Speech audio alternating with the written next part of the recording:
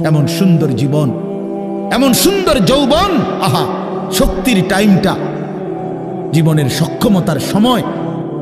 ছোটবেলা তো ভাইয়া দুর্বল, বৃদ্ধ বয়সটাও দুর্বল। তোমাদের অনেক কিশোর নওজোয়ান একজনের গায়েও চাদর নাই, কিন্তু মুরব্বী সবগুলোর গায়ে চাদর। দেখো চাকায়া, এই চাচারা তো আমার সব পরিচিত চাচা। অর্থ হইল এই বৃদ্ধের এই দুর্বলতা তাকে চাদর গায়ে দিতে বাধ্য করেছে। তার শরীরে শীতের অনুভূতিটা বেশি, ঠিক কিনা বলেন নাকি? কিন্তু তোমরা নওজোয়ান, তোমাদের অধিকাংশ কারো গায়ে চাদর নাই। তোমরা দেখো ভাইয়া, আমার গায়ে কোনো চাদরই নাই। তাইলে বুঝাইতে চাইলাম এই শক্তির সময় যৌবন। যুবক চাইলে পাহাড় কাইটা সমান করতে পারবে, যুবক চাইলে সাগর নদী মাটি দিয়ে ভরাট করে দিতে পারবে। একটা এলাকার যুবক ছেলেরা যদি চায়, সবার হাতে হাতে মদের বোতল পৌঁছাই দিতে পারবে। একটা সমাজের ছেলেরা যদি চায়, সবার হাতে হাতে নামাজের মুসল্লাও তুলে দিতে পারবে। অতএব ছেলেরা, তোমরা যারা যুবক আয়োজন করছো, আমি তোমাদের উৎসাহ দেই, একটু আগাও, এখানে থাইমা যাইও না। একটা মাহফিল করছি, এক ফোটলা বিরিয়ানি খাওয়াই দিছি, খালাস না বন্ধু, একটু আগাও। তোমরা আবার বসো, যে কয়জনে মাহফিলের আয়োজন করছো তোমরা আবার বসো, যে আমরা কেমনে আটটু ভালো হইতে পারি, আটটু চরিত্রবান হইতে পারি, আমরা কেমনে নিজেরা নামাজ ধরতে পারি। একটু যদি হিম্মত করো যুবক, ইনশাআল্লাহ ভালো হবে। শনিবার দিন আমি আমার মাদ্রাসায়, এই শনিবারে সকাল 10টা থেকে বিকাল 4:30 পর্যন্ত, এইবারই প্রথমবার আমি আলাদা 16 বছর থেকে 30 বছরের নিচে যাদের বয়স, এই কিশোর যুবকদের জন্য আলাদা ইসলাহি মজলিসের আয়োজন করছিলাম। আমার শায়েখ আল্লামা মুফতি মুশতাকুর নবী সাহেব বয়ান করছেন, আল্লামা মুফতি আমজাদ হুসাইন সাহেব বয়ান করছেন, হজরত মাওলানা মুফতি ইউসুফ বিন ইকবাল বয়ান করছেন, আমাদের কুমিল্লা ক্যান্টনমেন্টের বড় একজন শিশু বিশেষজ্ঞ ডাক্তার মিজানুর রহমান, উনি বয়ান করছেন, আমি নিজে কিছু কথা বলছি। প্রায় 600 ছেলে এন্ট্রিভুক্ত আসছে, এখানে উপস্থিত হয়েছে 600। সন্দ্বীপে, চট্টগ্রামে আমরা প্রতি বছর সন্দ্বীপ যাই, সেখানে 4টা-5টা ছেলে ফজরের নামাজের জন্য, তারা বন্ধু কলেজের ছেলে, 4-5 জন ছেলে মাত্র। ওরা একদিন সিদ্ধান্ত নিছিল, ওরা সবসময় ফজরের নামাজ পড়তো, তো ওরা একদিন সিদ্ধান্ত নিছে যে ফজরের পরে তারা সন্দ্বীপ তো সাগরের পারে, তো সাগরের পারে হাঁটতো তারা। তো তারা একদিন সিদ্ধান্ত নিছিল আজ থেকে 1 বছর আগে, যে আমরা সকালবেলা না হাইটা চলো আমরা বন্ধুদেরকে ফজরের জন্য জাগাই, ফজরের ক্যাম্পেইন করি, ফজরের জন্য গণসংযোগ করি। এই 4-5 জন ছেলে উদ্যোগ নিয়ে শুরু করছে। ঠিক 1 বছরের মেহনতে এই গত নভেম্বর, 24 সালের নভেম্বরে আমি গেছি মাহফিলে, ওইখানে তারা আমার লিস্টেড, ফজরের পরে আমি তাদের জন্য আলাদা বয়ান করছি, তাদের আলাদা মাহফিল হয়েছে ফজরের পরে। মানে রাইতে আমি যেই প্যান্ডেলে ওয়াজ করছি, ওই প্যান্ডেলটা তারা সকালের জন্য আবার ভাড়া নিছে। বুঝেন না এই কথা? আমি ওখানে ছিলাম, আর ওখানে রাত্রে আসা যায় না, ওইটা সন্দ্বীপে স্পিড বোট দিয়ে আইতে যাইতে হয়, তো তার রাইতে আওয়ানোর সিস্টেম নাই, থাকতে হয়। এই জন্য ফজরের পরে আবার বয়ান করছি 1.5 ঘন্টা। তো ওরা, আমি বললাম এত ভোরে ছেলেরা আইবনি, কয় হুজুর আসবে ইনশাল্লাহ, আপনি দেখেন। তারা আমারে দেখাইছে কাগজে কলমে লিস্টেড করা, প্রায় 4,500 ছেলে এখন ফজরের নামাজ জামাতে পড়ে।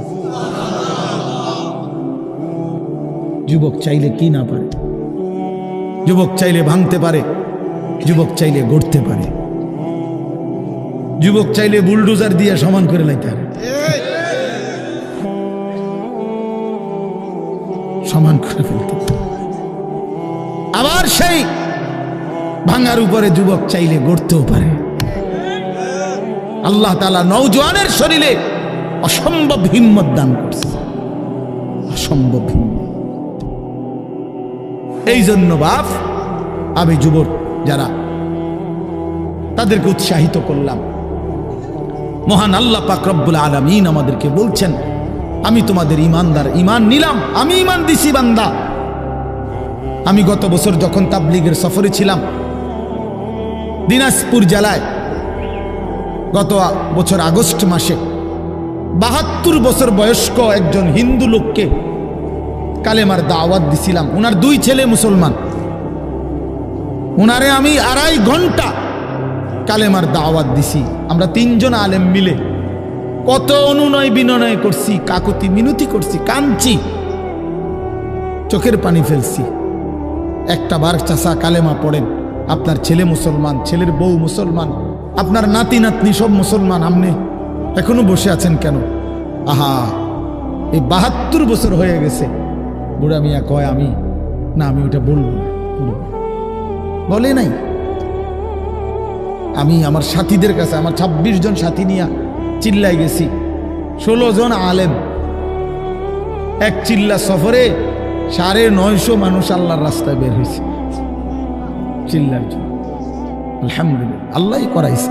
তো বলতেছিলাম, আমি সাথীদের কাছে এসে বলছিলাম যে দেখেন ৭২ বছর বয়স হয়ে গেছে, এক আল্লাহর বান্দা, তার জবান দিয়া কোনোদিন তার মালিকের নামটা বের হয়। আমারে আপনারে আল্লাহ তাআলা কত বড় তৌফিক দিছে যে আমরা কত হাজারবার, লক্ষবার কালেমা লা ইলাহা ইল্লাল্লাহ মুহাম্মাদুর রাসূলুল্লাহ এটা যে আমরা পড়তে পারি, পড়তে পারছি, এই সৌভাগ্যের কৃতজ্ঞতা কি? এটা যদি আল্লাহ আমগো জবান দিয়ে কোনোদিন না বলাইতো। কথা বলে না বাপ, এই ছেলেরা মিয়া, এই আব্বাস যারা নামাজ পড়ো না, আরে না ফরমান, তুই যদি হিন্দুর ঘরে জন্ম নিতে, তুই যদি ইহুদির ঘরে জন্ম নিতে, তুই যদি খ্রিস্টানের ঘরে জন্ম নিতি, বেটা কি হতো জীবন? যদি কোনোদিন কালেমার আহ্বান না শুনতা। তুমি তো মুসলমানের ঘরে জন্ম নিয়া এভাবে ইমানকে ফেলে দিলা। মুসলমানের ঘরে জন্ম নিয়ে এভাবে নামাজকে প্রত্যাখ্যান করলা। ছি ছি ছি ছি, তোমারে দেখে তো হিন্দুও হাসবে, তোমারে দেখে তো ইহুদিও হাসবে, তোমারে দেখে তো খ্রিস্টানও হাসবে, যে দেখছো হয় নাকি শ্রেষ্ঠ জাতি, ওদের ধর্ম নাকি শ্রেষ্ঠ ধর্ম, ওদের ধর্ম কোরআন নাকি শ্রেষ্ঠ কিতাব, ওদের শ্রেষ্ঠ ধর্ম ওদেরই পছন্দ হয় না, ওদের শ্রেষ্ঠ কিতাব ওরাই পড়তে পারে না। তো এটা কিসের শ্রেষ্ঠ? কথা বলেন না। তাহলে আমি তো আমার ধর্মের অপমান। কথা বলেন না, আমি আমার ধর্মের অপমান না, আমি আমার কোরআনের অপমান। এজন্য তোমরা যারা বেনামাজি ছেলে, তোমরা ধর্মের অপমান। তোমাদের যাদের চুল বেঈমানের মতো, তোমরা মুসলমান ধর্মের অপমান। তোমাদের কারণে আমার ধর্ম লজ্জিত, তোমাদের কারণে ধর্ম বেইজ্জতি হয়েছে। তোমরা ইসলামকে অপমানিত করলা, আল্লাহকে অপমানিত করলা, আমার নবীর শ্রেষ্ঠতম 23 বছরের আদর্শকে তোমরা অপমানিত করলা। এই অপমানের বিচার আল্লাহ করবে, মনে রাখো, ছেড়ে দিবে না বাপ।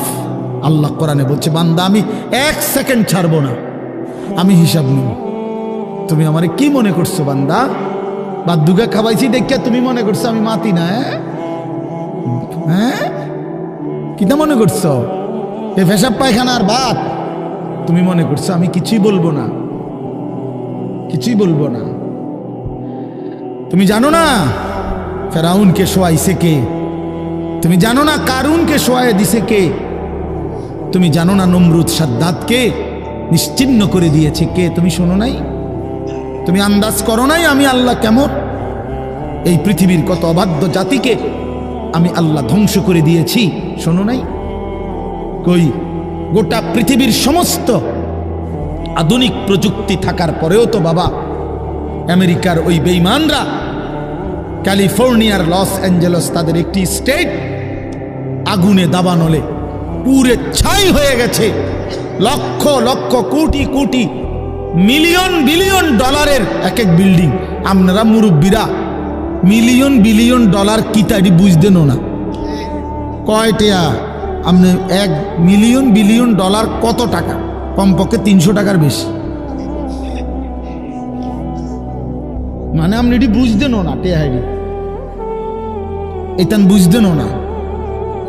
কথা বুঝছেন কিনা? হ্যাঁ, আমরা কিতাবে পড়ছি এক বুজুর্গকে, হ্যাঁ, একটা জিনিস দামি ওনার কাছে ছিল, তো ওনার কাছে বলছি এটা আপনি বিক্রি করে দেন। কত মূল্য? উনি বলছে 100 দিরহাম, 100 টাকা। তখন উনি যখন বিক্রি করে দিছে, ওনারে 100 দিরহাম দিছে, তো অন্য কেউ ওনারে পরে বলছে, হায় হায় জনাব, আপনি তো বহুত বড় ঠকছেন, মাত্র 100 টাকা দাম চাইলেন, এটার দাম তো আরো অনেক। তো উনি বলছেন, আল্লাহর কসম, 100 টাকার উপরে, 100 দিরহামের উপরে কোনো সংখ্যা আছে? আমার তো এটা জানা নেই, আমার তো এর উপরে কিছু জানা নাই। আমার মেজো বোনের বিয়ে যখন হয়েছিল, মেজো বোন, আমি তখন প্রাইমারি শেষ করে মাদ্রাসায় ভর্তি হয়েছি, এই সময় আমার বোনের বিয়ে হয়েছে। তো বোন জামাই যখন ওই আগে ছোটবেলায় বিয়ের দিন বোন জামাই যখন আসছে, তখন শরবত খাওয়াইছি যে গেইটে নাকি, তখন কিছু টাকা দিতে হয় না, যে শরবত খাওয়ায় তারে। তো আমারে 100টা টাকা দিছে উনি প্রথম। তো এগুলা নাকি ওনার কাছে আরো টাকা ছিল, তো এগুলো ওই আরো একটু সাফাসাফি করলে আরো দেয়, আরো কিছু দেয়, না মানলে আরো দেয়, এমনি এমনি নিয়ম ছিল। আমার 100 টাকা দিছে, আর এটা দেখে আমি একটা দৌড়ে আইয়ালাইছি। আমার পুরা মনে আছে, একেবারে কসম, আমার পুরো এখনো মনে হইলো আর এই কথাটা। আমার একেবারে আমার ভাই, চাচাতো ভাইটাই বা অন্যরা এত দমকাইছে, বেউকুফ, 100 টাকা লইয়া দুধ দিয়ে আইয়ালাইছ। আমি বলছি, আমি তো আসলে এর চাইতে বেশি টাকা জীবনে আর দেখি নাই। তো বলতে চাইলাম, হাজার হাজার কোটি কোটি মিলিয়ন ডলারের এই বাড়ি ভবন, এগুলো পৃথিবীর সর্বাধুনিক প্রযুক্তি দিয়ে, অত্যাধুনিক প্রযুক্তি থাকা সত্ত্বেও, আধুনিক সরঞ্জামাদি থাকার পরেও বাফ আল্লাহর দেওয়া আযাবে আগুনে যখন জ্বলছে, এই কয়দিন হইল, কোনো বেঈমানে 1 সেকেন্ডের জন্য আগুন নিভাইতে পারে নাই। 14,000 ফায়ার সার্ভিস কর্মী একসাথে আপনার পানি দিছে, আরো বাড়ে, আগুন আরো বাড়ছে। তার মানে বোঝা গেল, বাবা, পৃথিবীর কারো শক্তি মূলত কোনো শক্তি না, আল্লাহর শক্তির সামনে, আল্লাহর ফায়সালার সামনে। আল্লাহ যদি ভালো রাখে তাইলেই ভালো থাকা। হ্যাঁ, আপনার টাকা তো আছে 1000 কোটি টাকা, কিন্তু আপনার ফেডে অসুখ, আপনি টেহা দিয়ে কিনবেন। আপনার টাকা তো আছে লক্ষ কোটি টাকা, কিন্তু আপনার তো ডায়াবেটিস, আপনি কিনবেন টাকা দিয়ে কি করবেন? আপনি 7 রাজার ধন হইলেও কি লাভ হবে আপনার? এই জন্য আমি অনুরোধ করছি, আমরা মুমিন, আল্লাহ আমাদেরকে বলছে এটাই কথা, সকলেই আল্লাহর কথা শুনবে এটা জরুরি না, এবং সবার সৌভাগ্য হবে এটাও জরুরি। আসমানের ফয়সালা, আল্লাহ তাআলার ফয়সালা। আল্লাহর কথা বলতে পারা এটাও সৌভাগ্য, শুনতে পারা এটাও সৌভাগ্য, ইন্তেজাম করতে পারা এটাও সৌভাগ্য। যালিকা ফাদলুল্লাহি ইউতিহি মান ইয়াশা। আল্লাহ তাআলা বলছেন, এটা আল্লাহ তাআলার ফজল, অনুগ্রহ, দয়া, তিনি যাকে ইচ্ছে করেন দিয়ে থাকেন, তিনি যাকে ইচ্ছে। হযরতে বেলাল রাদিয়াল্লাহু তাআলা আনহু, ওনার বাড়ি মক্কা মদিনা না, অনেক দূরে, কিন্তু উনি মুসলমান হয়েছেন, সাহাবী হয়েছেন। হযরতে হুযাইফা, নবীজির সাহাবী, ওনার বাড়ি মক্কা মদিনা না, ইয়ামান, উনি মুসলমান হয়েছেন, সাহাবী হয়েছে। হযরতে সালমান, ওনার বাড়ি মক্কা মদিনা না, ওনার বাড়ি ইরান, পারস্য, তো উনি সেখান থেকে আল্লাহ আনাইছেন, উনি কালেমাওয়ালা হয়েছে। হযরত আবু হুরায়রা রাদিয়াল্লাহু তাআলা, বিখ্যাত সাহাবী, সবাই নাম জানে, আবু হুরায়রার নাম সবাই জানেন না? উনিও কিন্তু মক্কা মদিনার মানুষ না, উনি দাউস গোত্র, এটা অনেক দূরের, কিন্তু সেখান থেকে আল্লাহ ওনাকে আনাইয়া মুসলমান হয়েছেন, সাহাবী হয়েছেন। কিন্তু আবু জেহেল বাড়ির কাছে, আল্লাহর ঘর কাবার সবচেয়ে কাছে, সর্বপ্রথম বাড়ি যার কাবা ঘরের পরে আবু জেহেলের বাড়ি। জানেন এটা? আবু জাহেলের ঘরের আগে কারো ঘর নেই, কারো ঘর ছিল না। নবীজির ঘরও আরো পিছনে ছিল, সবার ঘর পিছনে।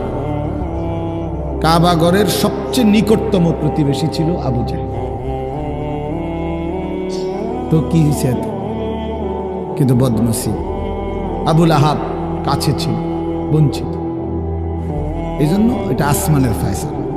এত কাছে থেকে বঞ্চিত হলো কেন? এত দূরের থেকে আসলো কেন? বুঝছেন না হিসাবটা? তাহলে মূলত ফয়সালাটা কার? ইউতিহি মান ইয়াশা। আল্লাহ বলছেন আমার অনুগ্রহ, আমার দয়া আমি যাকে ইচ্ছে করে দিয়ে থাকি, আমি যাকে ইচ্ছে করে দিয়ে থাকি। এই জন্য বললাম আর কি, আমি সবাই শুনতে পারবে, শুনবে এটা জরুরি না। আল্লাহ যাকে পছন্দ করে, ইচ্ছে করে, তাকে আল্লাহ তাআলা দ্বীনের বুঝ দান করে। হাদিসের মধ্যে আছে মাইয়ুরিদিল্লাহু বিহি খায়রান ইউফাক্কিহু ফিদ্দীন। আল্লাহ যার ভালো চান, কল্যাণ করতে চান, তাকেই আল্লাহ তাআলা দ্বীনের বুঝ দান করে, দ্বীনের বুঝ দান করে। নবীজি বলেন ইজা আরাদাল্লাহু বিআবদিন খায়রান ইস্তা'মালাহু। আল্লাহ যখন তার কোনো বান্দার ব্যাপারে ভালোর ফয়সালা করে, তো আল্লাহ তাআলা তাকে কাজে লাগান। সাহাবীরা জিজ্ঞেস করছে কিভাবে কাজে লাগায়? কাইফা ইস্তা'মিলুহু, হে আল্লাহ রাসূল, আল্লাহ তাকে কাজে লাগান কিভাবে? তো নবীজি বলেন ইউওয়াফিকুহু লিআমালিন ক্বাবলাল মাউত। আল্লাহ যাকে ভালো চান তাকে মৃত্যুর আগে আগে নেক আমল করার তৌফিক দান করেন। এটাই তারে কাজে লাগাইছে যে ঠিক আছে, তোমারে দিয়ে আমি আমার সিজদা দেওয়া, তোমারে দিয়ে আমি আমার ঘরের খেদমত নেব, তোমারে দিয়ে আমি আমার কোরআনের খেদমত নেব। আল্লাহ তাকে আমলের তৌফিক দিয়ে থাকেন। তাইলে এই জন্য বললাম, এটা সব সময় মনে রাখবে, আল্লাহর দেওয়া তৌফিক ছাড়া বান্দা নামাজ পড়তে পারে না। বাত আল্লাহ সবাইকে খাওয়ায়, সেজদা আল্লাহ সবাইকে দিয়ে দেওয়ায় না। দুনিয়ার প্রয়োজন আল্লাহ সকলের প্রয়োজন পূরণ করে। জন্তু, জানোয়ার, কুকুর, বিড়াল, সাপ, বিচ্ছু, কাফের, মুশরিক, বেঈমান, নাস্তিক, মুরতাদ, এদের সকলের দুনিয়াবি প্রয়োজন আল্লাহ পূরণ করে। এই খানা পিনা, পেশাব পায়খানা, হ্যাঁ জরুরত, এগুলো তো আল্লাহ তাআলা জন্তু জানোয়ারেরও পূরণ করে। কিন্তু সেজদা, আল্লাহর গোলামি, আল্লাহর ইবাদত সবাইকে দিয়ে আল্লাহ করায় না। আল্লাহ যাকে পছন্দ করে, ইচ্ছে করে, তাকেই আল্লাহ তাআলা তার দ্বীনের জন্য কাজে লাগায়, আল্লাহর ইবাদতের তৌফিক দান করে। এই জন্য এটা সবসময় মনে রাখতে হবে। নবী সাল্লাল্লাহু আলাইহি ওয়াসাল্লাম দোয়া করতেন যে আল্লাহ আমার ইবাদত, আপনার ইবাদত সুন্দরভাবে করার জন্য আপনি আমারে সাহায্য করেন। আপনি সাহায্য না করলে হবে না, আপনি তৌফিক না দিলে হবে না। আল্লাহুম্মা লা মানিআ লিমা আ'তাইত। আপনি দিলে বাধা দিবে কে? আপনি না দিলে দিবে কে? আপনাকে বাদ দিয়ে কারো কোনো চেষ্টায় কি লাভ হবে? কোনো লাভ হবে না। এই জন্য এটা অনেক বড় ইহসান, আল্লাহ তাআলার দয়া। আল্লাহ যাকে পছন্দ করে, ইচ্ছে করে, দয়া করে, আল্লাহর ইচ্ছা হয়, আল্লাহ তাকে কোরআন পড়তে দেয়, দ্বীন মানতে দেয়, আল্লাহকে সেজদা করতে দেয়। আর এমনি বাকিদেরকে আল্লাহ খাওয়ায়, পড়ায়। এটা একটা কমন ব্যাপার। আল্লাহ তাআলা বলছেন আমি অনুগত অবাধ্য সবাইকেই খাওয়াই। কাফের, মুশরিক, বেঈমান, কারো রিজিক দুনিয়াবি আমি আটকাই না। এই জন্য আল্লাহ তাআলা ফেরাউনকেও রিজিক দিছে, মুসা নবীকেও রিজিক দিছে না? নমরুদকেও রিজিক দিছে, ইব্রাহিম আলাইহিস সালামকেও রিজিক দিছে। আল্লাহ তাআলা আবু জেহেল, আবু লাহাবকেও রিজিক দিছে, নবী সাল্লাল্লাহু আলাইহি ওয়াসাল্লামকেও রিজিক দিছে। তাহলে দুনিয়ার প্রয়োজন সকলের পূরণ করছে, সকলের। কিন্তু আখিরাত সমান না, আখিরাত ভিন্ন। আখিরাত শুধুই ঈমানদারের। পরকালের সুখ, শান্তি, নিয়ামত শুধুই ঈমানদারের, শুধুই সেজদাওয়ালার। কোরআন শরীফে আছে আল্লাহ তাআলা বলবে কুলু ওয়াশরাবু হানিআম বিমা কুনতুম তা'মালুন। আমার বান্দা বিগত জীবন দুনিয়াতে যে আমল করছো তার বিনিময়ে আজকে জান্নাতে খাও, পান করো, ওগুলোর বিনিময়ে। কুলু ওয়াশরাবু হানিআম বিমা আসলাফতুম ফিল আইয়ামিল খালিয়া। আল্লাহ বলেন জান্নাতীকে বলবে, বান্দা নিশ্চিন্তে আরামসে দুনিয়ার জীবন যে তুমি নেক আমল করেছো তার বিনিময়ে আজকে আরামসে নিশ্চিন্তে নির্বিঘ্নে আমার জান্নাতে খাও এবং পান করো। জাযাআম বিমা কানু ইয়ামালুন। আল্লাহ তাআলা বলেন জান্নাতের এই নিয়ামত বান্দা তোমাকে দিলাম কিসের বিনিময়ে? জাযাআম বিমা কানু ইয়ামালুন। ওই যে দুনিয়ায় আমল করেছিলে তার বিনিময়। এ তোমার সেজদার বিনিময়, এ তোমার রুকুর বিনিময়, এটা তোমার জিকিরের বিনিময়, আমার গোলামের বিনিময়, আমার বন্দিগির বিনিময়। এই জন্য আখিরাত শুধুই মুমিনের জন্য, পরকাল শুধুই ঈমানদারের জন্য। এই জন্য আল্লাহ তাআলার তৌফিক ছাড়া বান্দা আমল করতে পারে না, নামাজ পড়তে পারে না, সেজদা দিতে পারে না। কত ছেলে দেখেন না চোখের সামনে এক ওয়াক্ত নামাজ পড়ে না, জানেও না সে মানুষের বাচ্চা নাকি জানোয়ার, এটাও জানে, হাইওয়ান কিনা না মানুষ বলতে পারে। কে পাঠাইলো, কেন পাঠাইলো, কে সৃষ্টি করলো, কেন সৃষ্টি করলো, কি জন্য আসলো, কিচ্ছু জানে না, কিছুই জানে না। লক্ষ্য উদ্দেশ্যহীন, গন্তব্যহীন এক পাগল, মাতাল, ছাগল, যা মন চায় তাই করে, যা মন চায়। এটা জিন্দিগি আর কি। এ তো লক্ষ্য উদ্দেশ্যহীন জীবন, জন্তু জানোয়ারের জীবন। মুসলমান তো তাকে বলে যার সুনির্দিষ্ট গন্তব্য জানা আছে। ইমানদারের গন্তব্য জানা আছে যে আমার গন্তব্য কোথায়, আমার এটা হায়াত, এরপরে আমার মৃত্যু, কবর, এরপরে আমার হাসরের মাঠ, এরপরে আমার মিজান হিসাব, এরপরে আমার ফুলসেরাত, এরপরে আমার জান্নাত। আমার টার্গেট জানা আছে, আমার গন্তব্য জানা আছে। আমি থামবো সেদিন, জান্নাতে যাব যেদিন। আমার টেনশন দূর হবে সেদিন, আমি জান্নাতে ঢুকবো যেদিন। ওয়াকালুল হামদুলিল্লাহিল্লাযী আযহাবা আন্নাল হাযান। কোরআনুল কারীমের মধ্যে আছে, আল্লাহ তাআলা বলেন জান্নাতি বান্দা জান্নাতে ঢুকে বলবে, আল্লাহ আপনার প্রশংসা করছি, আজকেই আমার চিন্তা পেরেশানি জীবনের তরে শেষ হলো।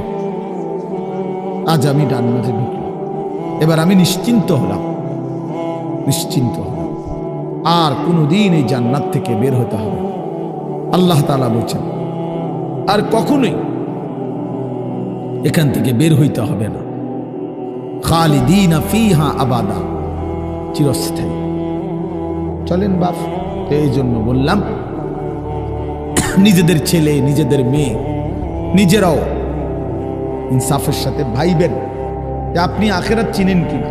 আপনার ছেলে মেয়েগুলো যেই জীবন পরিচালনা করতেছে এতে কি মনে হয়, এতটুকু আন্দাজ করা উচিত যে আমার ছেলে আসলে আখিরাত চিনে কিনা, আমার ছেলের সামনে কোনো গন্তব্য আছে কিনা, নাকি এই মোবাইল, নারী, ছবি, জেনা, ব্যভিচার, মদ, জুয়া, নাচ, গান, উলঙ্গ দৃশ্য, হালাল হারামের কোনো বাজ বিচার নাই, পাক নাফাকের কোনো বাজ বিচার নাই, লজ্জা শরম হায়া কিচ্ছু নাই, যখন যা মন চায় খাইতেছে, হ্যাঁ, যা মন চায় তাই করতেছে। তো এই খামখেয়ালি জীবন, যখন যা মন চায় তাই, হালাল হারাম, জায়েজ না জায়েজের জীবন, যার পার্থক্য নাই, আল্লাহ তাআলা কোরআনে বলছে তার উদাহরণ হলো ফামাসালুহু কামাসালিল কাল, কুত্তার মতো। হ্যাঁ, এটা কোরআন শরীফের আয়াত। ওই জীবন কুত্তার জীবন, কুকুরের জীবন। এই জন্য আমি সবসময় এটা বুঝি, বেনামাজির জিন্দেগি কুত্তার জিন্দেগি। এই ফজরের নামাজ না পড়ে যে জানোয়ারগুলো ঘুমায় থাকে, এগুলা কুকুরের জিন্দেগি।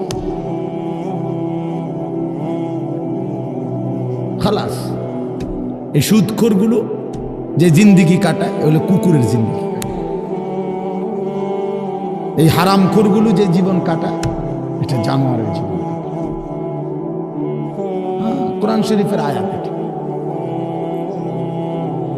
ওয়াত্তাবাআ হাওয়াহু ফামাসালুহু কামাসালিল কালব। আল্লাহ বলছে মনের ইচ্ছা মতো যে চলে, আল্লাহর হুকুমের পরোয়া করে না, হালাল হারাম এর পার্থক্য যে মানে না, আল্লাহ বলছে তার উদাহরণ কামাসালিল কালব, কুত্তার মতো, কুকুরের মতো। ইন তাহমিল আলাইহি ইয়ালহাস আও তাতরুকহু ইয়ালহাস। আল্লাহ বলছে কুকুরের স্বভাব, দৌড়ানি দিল জিব্বা লম্বা করে হাঁফায়, ছেড়ে দিল দাঁড়ায়া দাঁড়ায়া জিব্বা লম্বা করে হাঁফায়, জিব্বা লম্বা করে হাঁফায়, এমন করে। এ কুকুরের স্বভাব। পেলেও অতৃপ্ত, না পেলেও অতৃপ্ত, থাকলেও অশান্তি, না থাকলেও অশান্তি। কারণ হারাম করছে, নাফরমান যে, আল্লাহর অবাধ্য যে, পাক নাফাক, হালাল হারাম, যার কাছে সুদ আর ব্যবসা একই রকম মনে হয়, সে কি মানুষ নাকি? যার কাছে আপন বউ পরের মহিলা সমান মনে হয়, নিজের বউও দেখে, মানুষের বেডিও দেখে, তো তার কাছে কি কোনো হালাল হারামের পার্থক্য আছে কি? তো সে জানোয়ার না তো জানোয়ার কি? সে জানোয়ার না তো জানোয়ারটা কে? তাই বলে, ইনসাফের কথা বলে, নাহলে বিচারে কোন কি কয়? এই জন্য এটা সবসময় মনে রাখবেন, জওয়ান হন আর বুড়া হন, আমি হই আর আপনি হন, হালাল হারামের পার্থক্য যার মধ্যে নাই, কুকুরের মধ্যে কোনো হালাল হারামের পার্থক্য নাই, কুকুরের মধ্যে পাক নাফাকের কিছু নাই, কারণ যেহেতু সে জানোয়ার। কিন্তু মানুষ যে ইনসান, তার সৃষ্টিগত সত্তার মধ্যে হালাল হারামের অনুভূতি থাকতে হবে। মুসলমান তাকেই বলবে যার মধ্যে জায়েজ না জায়েজের পার্থক্য আছে, হালাল হারামের অনুভূতি আছে, পাক নাফাকের অনুভূতি আছে। কোরআনুল কারীমে আল্লাহ তাআলা এটা বলছেন। এজন্য নবীজি বলছেন আল হালালু বাইয়িন ওয়াল হারামু বাইয়িন।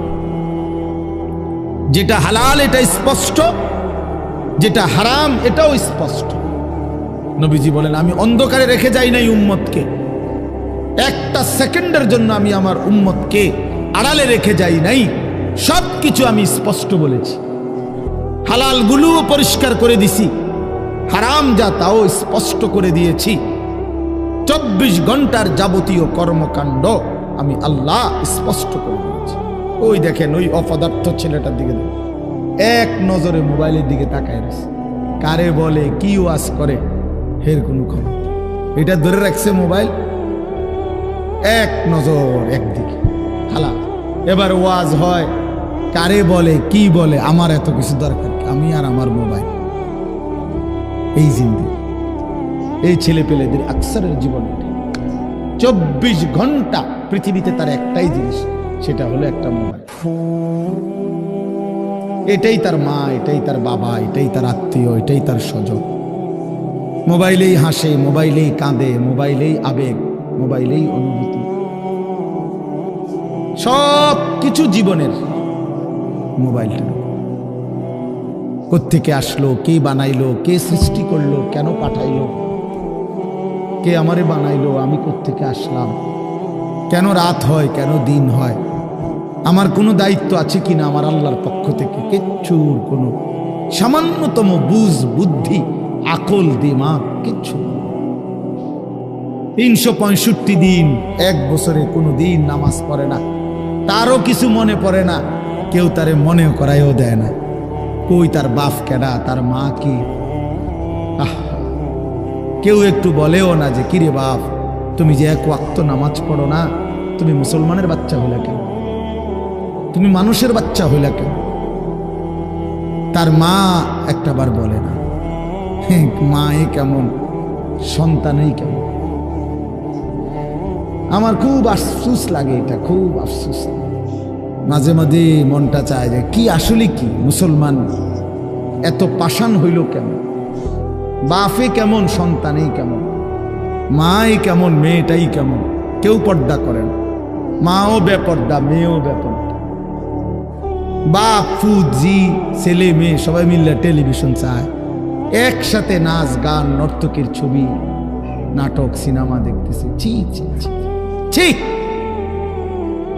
কত নিকৃষ্ট মুসলমান, কত বেশরম বেহায়া নির্লজ্জ হইলে এত বড় বেশরম হইতে পারে?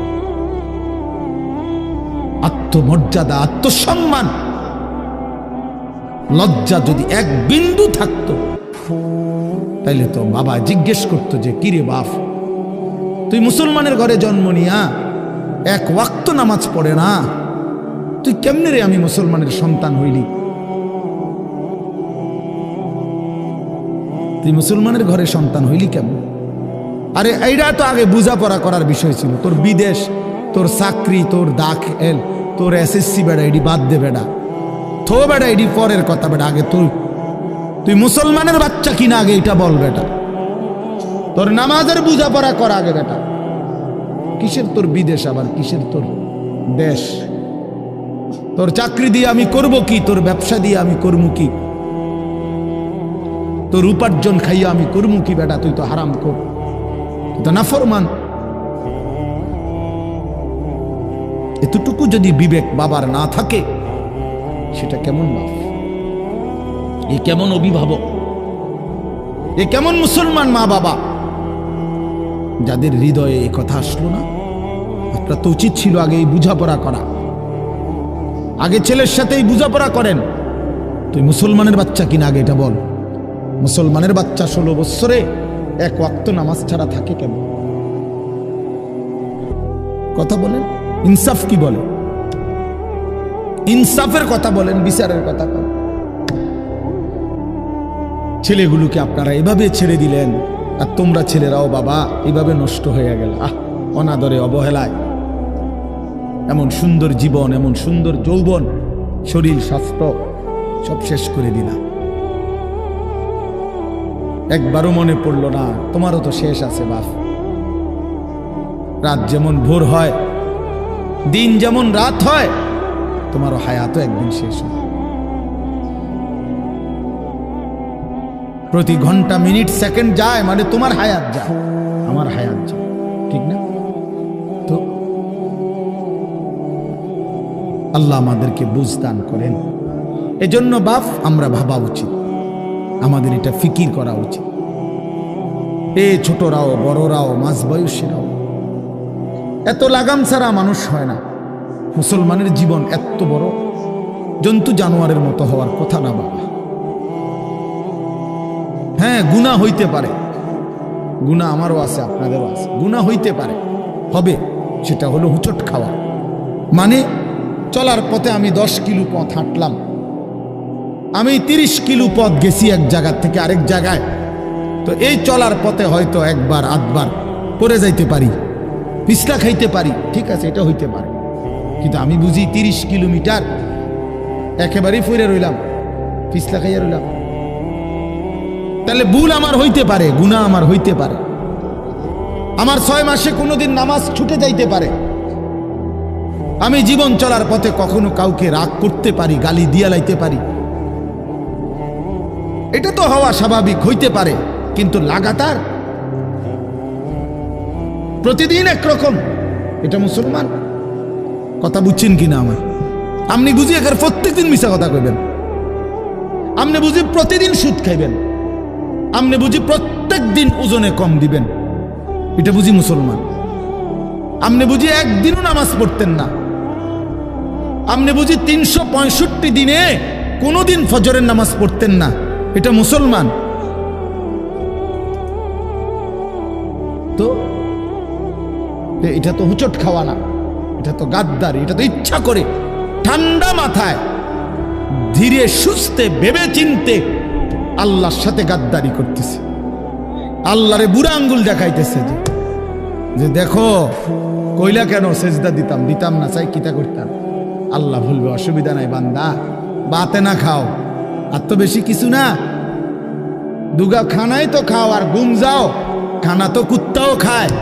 তবে মনে রাখো কবরে আইসো একটা লাথি দেওয়া ফেরেশতারে দিয়া, একটা লাথি, এক লাথিতে বুঝবা আমার নাফরমানির শাস্তি কি।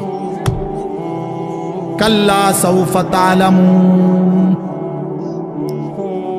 সুম্মা কাল্লা সাউফা তা'লামুন। আল্লাহ বলে বান্দা কবরে আইসো, আমি বুঝায় দেব আমার নাফরমানির শাস্তিটা কি। ফেরেশতা দুই কান বরাবর, আল্লাহর নবী বলছেন নাফরমানের কবরে ফেরেশতা ফায়াদরিবু দারবাতান বাইনা উযুনাইহি, দুইটা কান বরাবর ঘাড়ের মধ্যে প্রত্যেকটা আঘাত করবে লোহার হাতুড়ি দিয়ে। ফায়াসিহু সাইহাতান, নাফরমান কবরে এত জোরে চিৎকার করবে ইয়াসমাউহা মান ইয়ালিহি ইল্লা সাকালাইন। আল্লাহর নবী বলেন দুনিয়াবাসী মানুষ এবং জিন ব্যতীত আল্লাহর সব সৃষ্টি ওই বেঈমানের কবরের চিৎকার শুনতে পাবে, এমন জোরে চিৎকার দিবে। একটা একটা আঘাত এভাবেই চলবে কিয়ামত পর্যন্ত, এভাবেই চলবে কিয়ামত পর্যন্ত। আল্লাহর নবী সাল্লাল্লাহু আলাইহি ওয়াসাল্লাম বলেন নাফরমান পাপীকে যখন কবরে রাখা হবে, তিনটা প্রশ্নের উত্তর যখন নাফরমান দিতে পারবে না, সাথে সাথে কবর তারে এত জোরে একটা চাপ দিবে, একটা চাপ দিয়া ডান পাশের মাটি বাম দিকে, বাম দিকের মাটি ডান পাশে চলে আসবে। হাত্তা তাখতালিফা আদলাউহু, আল্লাহর নবী বলেন ডান পাশের পাঁজরের হাড্ডি ভাইঙ্গা বাম পাশে ঢুকে যাবে, বাম পাশের হাড্ডিগুলো ভাইঙ্গা ডান পাশে ঢুকে যাবে। নবীজি দেখায় দিছে হাত্তা তাখতালিফা আদলাউহু, এইভাবে দুই আঙ্গুল একটা যেমন আরেকটার মধ্যে ঢুকে যায়, আল্লাহর নবী বলেন এভাবে পাঁজরের হাড্ডি একটা আরেকটার মধ্যে ঢুকে যাবে। কি বাপ মনে করছো তোমারে এমনে এমনে ছেড়ে দিব? কি মনে করছো যার ভাত খাইলা তার বুঝি হিসাব দিতে হবে না? কি মনে করছো মুফত এটা? হ্যাঁ, কার পানি পান করেছো, কার ভাত খেয়েছো, কার আসমান, কার জমিন, কার চন্দ্র, কার সূর্য ব্যবহার করেছো বান্দা? কার এটা? তোমার আব্বার? শরীরটা তোমার বাপের নি, চোখ নাক কান তো তোমার আল্লাহর। আলাম নাজআল লাহু আইনাইন ওয়া লিসানান ওয়া শাফাতাইন। আল্লাহ বলে বলো না বান্দা আমি কি দুইটা চোখ দেই নাই? ওহ বাবা কথা কই, আমি কি জিহ্বাটা দেই নাই? আমি কি দুইটা ঠোঁট দেই নাই? তো উত্তরে কি বলবেন যে না দেন নাই? কি বলবেন? কথা বলেন। তো কথা বলার হিম্মত আছে কারো যে আল্লাহ আপনি চোখ দেন নাই, আপনি ঠোঁট দেন নাই? কারো সাহস আছে কিনা এটা বলার? তাইলে আল্লাহই তো দিয়েছেন। আলাম নুসিহ জিসমাকা, হাদিসে আছে নবীজি বলেন আল্লাহ জিজ্ঞেস করবে হাসরের মাঠে বান্দা বলো না আমি কি তোমার শরীরটা সুস্থ রাখি নাই? ওয়া নুরভিকা মিনাল মা, আমি কি প্রতিবার তৃষ্ণার্ত অবস্থায় তোমারে আমি আল্লাহ তো আমি কি পানি পান করাই নাই? আমি তো পানি পান করিয়েছিলাম, আমি তো তৃষ্ণা নিবারণ করেছিলাম, আমি তো ক্ষুধার চাহিদা পূরণ করেছিলাম, আমি তো কায়নাতের সূর্য চন্দ্র আলো বাতাস দিয়েছিলাম।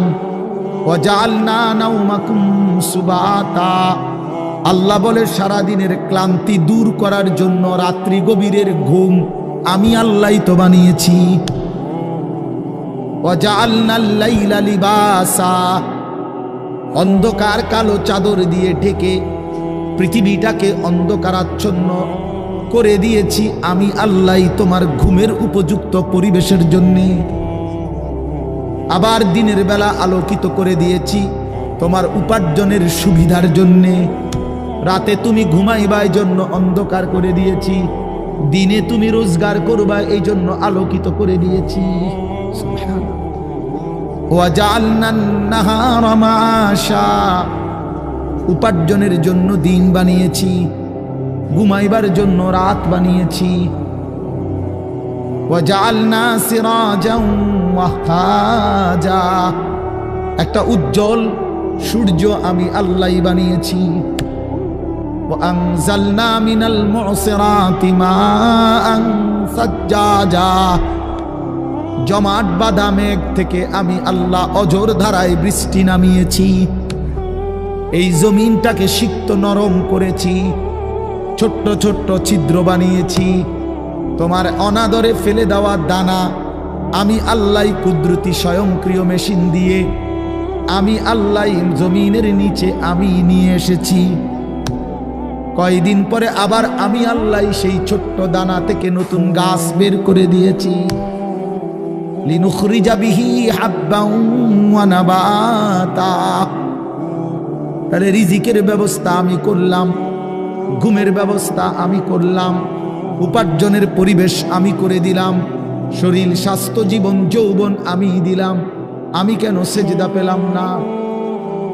আল্লাহ যদি বলে বান্দা আমি কি অপরাধ করলাম, আমি তোমারে এত কিছু দিয়ে আমি কি অন্যায়টা করলাম যেই অপরাধের কারণে তুমি আমারে সেজদা দিলা না? কি বলবা যুবক? নাফরমান যুবক কি বলবা? অসভ্য যুবক যে নামাজ পড়ো না, হাইওয়ান তুমি কি বলবা? তুমি মানুষ না জানোয়ার?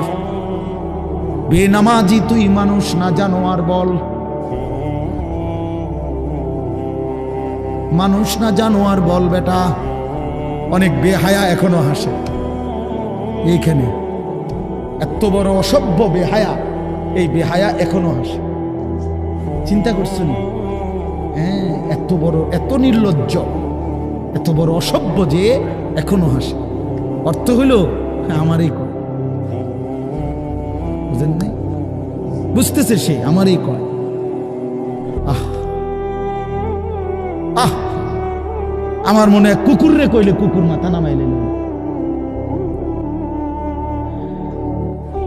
আহা, আমাদের সন্তানদের হালাত কত নাজুক, চিন্তা করে দেখে।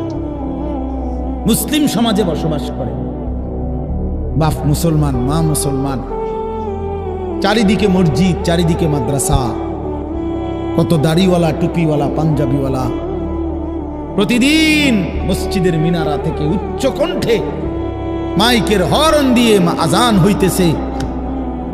এত বেশি মাইক, হর্ন, মসজিদ, মাদ্রাসার পরিবেশের মাঝখানে থাইকাও এটা কত বড় গাদ্দার, কত বড় গাদ্দারা নাফরমান।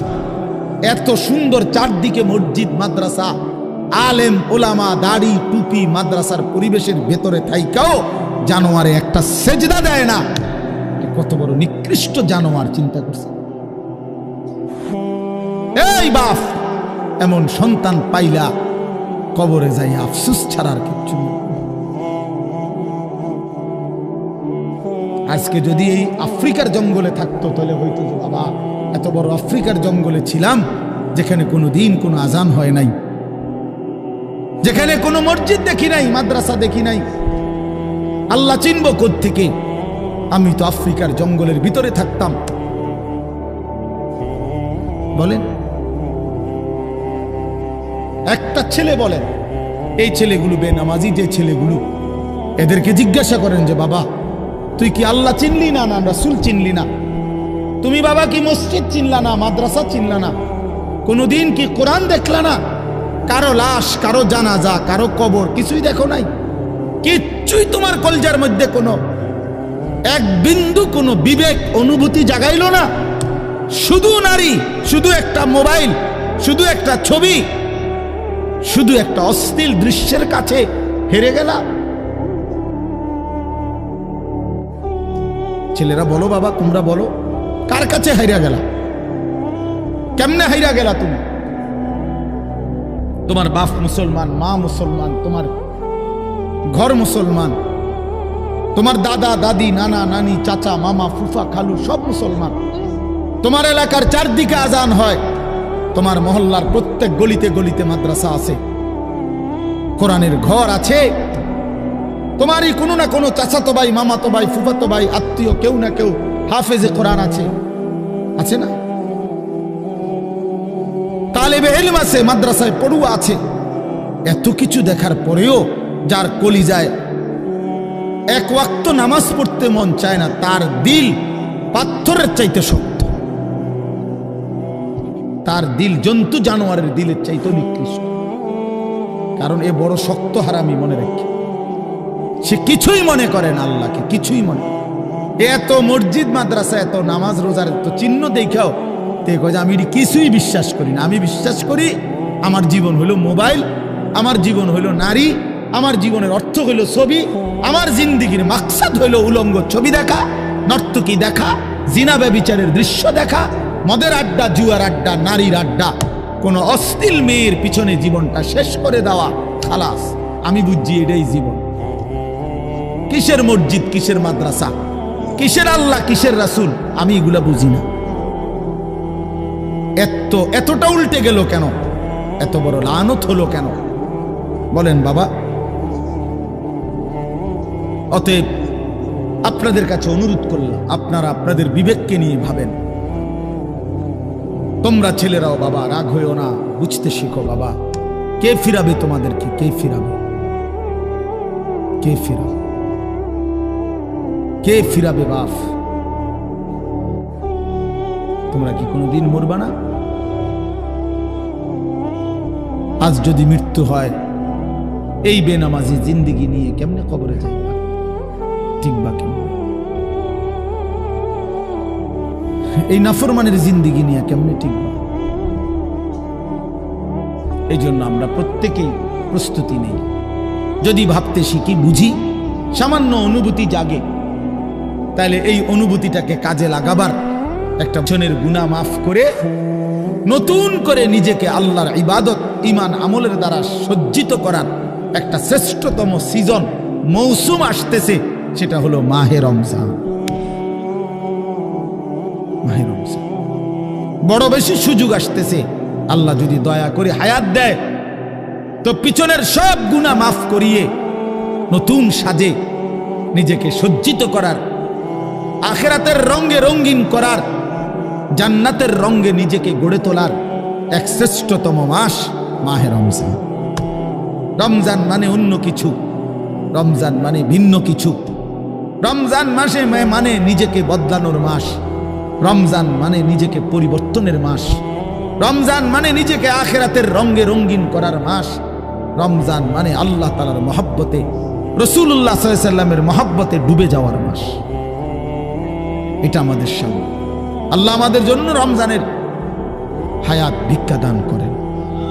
আল্লাহ যেন আমাদের সকলকে রমজান পর্যন্ত পৌঁছিয়ে দেন। এই আয়াত দেখেন, আল্লাহ তাআলা বলছেন, ইয়া আইয়ুহাল্লাযীনা আমানু, হে ঈমানদারগণ, কুতিবা আলাইকুমুস সিয়াম, তোমাদের উপরে রোজা ফরজ করা হলো, কামা কুতিবা আলাল্লাযীনা মিন ক্বাবলিকুম, যেমনটা ফরজ করা হয়েছিল তোমাদের পূর্ববর্তীগণের উপর, মানে পূর্বের ঈমানদার উম্মতদের উপর। কেন ফরজ করা হলো রোজা? উদ্দেশ্য কি? আমি আল্লাহর, লাআল্লাকুম তাত্তাকুন, যেন তোমরা মুত্তাকি হতে পারো, মুত্তাকি হইতে পারো, আল্লাহ ভীরু হইতে পারো। আর মুত্তাকি হলে কি লাভ হবে? উইদ্দাত লিল মুত্তাকিন, আল্লাহ বলে জান্নাত বানানোই হয়েছে মুত্তাকিদের জন্য। মুত্তাকি হবে তো জান্নাতি হবে, জান্নাতি হবে। এই আয়াতটার অল্প একটু কথা, আমি এই আয়াতটাই পড়ছি, সূরা বাকারার 183 নম্বর আয়াত, দ্বিতীয় পারা, দ্বিতীয় সূরা। এটার উপর আর একটু কথা বললে আমার কথা শেষ। আমরা আমাদের যদি পরিবর্তন চাই, পরিবর্তনের সুযোগ মাহে রমজান। আমরা যদি আখিরাত সাজাইতে চাই, আমাদের জন্য শ্রেষ্ঠ সুযোগ মাহে রমজান। আমরা যদি ঘুরে দাঁড়াইতে চাই, আমাদের জন্য শ্রেষ্ঠ সুযোগ মাহে রমজান। মাহে রমজান, আল্লাহ নাফরমানির এই জিন্দিগি আমি ছেড়ে দেব, আপনার রঙে রঙিন হব, তাইলে শ্রেষ্ঠতম সুযোগ মাহে রমজান। মাহে রমজানের মধ্যে অসম্ভব শক্তি আছে, মাহে রমজানের মধ্যে অসম্ভব পাওয়ার আছে। আল্লাহ বলছে, রমজানে বান্দা আইসো আমার কাছে, রাত দিন 24 ঘন্টা আমি আল্লাহ জাহান্নাম থেকে মুক্তি দিতে থাকব। ওয়াতাখাউ মিনান নার, জাহান্নাম থেকে মুক্তি দেব, সারা রাত মুক্তি দেব, সারা দিন মুক্তি দেব। রমজানের প্রতি ঘন্টা, প্রতি মিনিট, প্রতি সেকেন্ড হীরা মণি মুক্তা জহরতের চাইতেও কোটি গুণ বেশি দাম, কোটি গুণ বেশি দাম। আল্লাহ তাআলা সেই মহিমান্বিত রমজান আমাদের সামনে আনতেছেন। আর মাত্র 18-19 দিনও বাকি নাই। এই অল্প কয়টা দিন বাবা, আমাদের উচিত রমজানের জন্য অধীর আগ্রহে মহব্বতের সাথে আল্লাহর কাছে হায়াত ভিক্ষা চাওয়া, যে আল্লাহ এত কাছে আইনা মৃত্যু দিয়েন না, কবরে নিয়েন না, আর কয়টা দিন হায়াত দেন, রমজান পর্যন্ত পৌঁছিয়ে দেন। আল্লাহুম্মা বারিক লানা ফি রাজাব ওয়া শাবান ওয়া বাল্লিগনা রমাদান। আল্লাহ তাআলা বলেন, ইয়া আইয়ুহাল্লাযীনা আমানু। দেখেন এই একটি আয়াতে আল্লাহ 4টা কথা বলছে।